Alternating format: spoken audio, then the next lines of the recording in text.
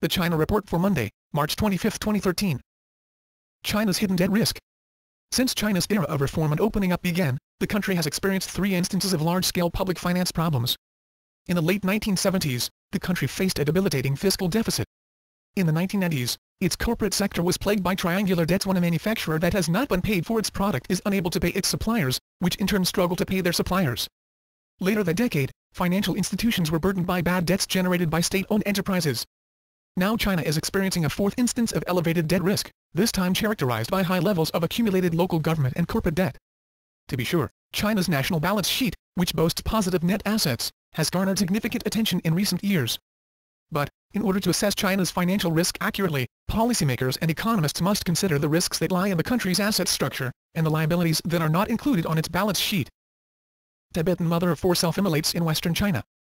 Tibetan sources say a 30-year-old mother of 4 set herself ablaze Sunday in China's western Sichuan province, in an apparent protest against Chinese rule in Tibet.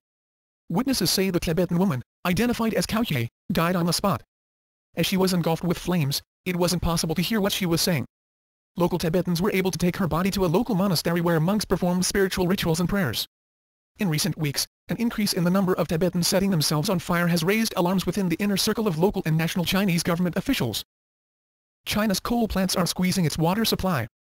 There's a looming water crisis coming for China's water-hungry coal plants, according to a new report from Bloomberg New Energy Finance. Roughly 60% of China's power plants, most of them running on coal, are located in northern China, but only 20% of the country's fresh water is found in the north. The mismatch is a problem on a variety of levels.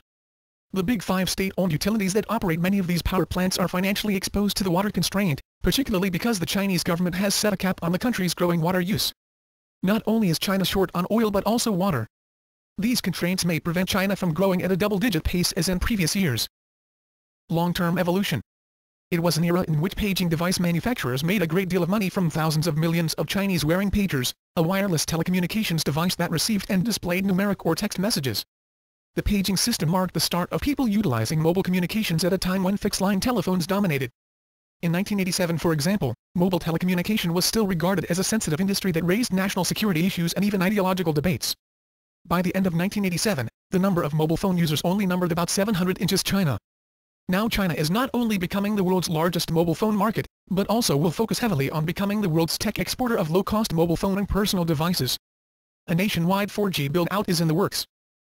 China's war on Apple. CCTV's hit piece on foreign goods earlier this month has brought attention to possible trade war propaganda heating up. Is Beijing beginning a campaign against Apple? Perhaps there is a simple explanation for this year's attack on the brand. The broadcaster was giving the company a powerful incentive to purchase ad time on its channels.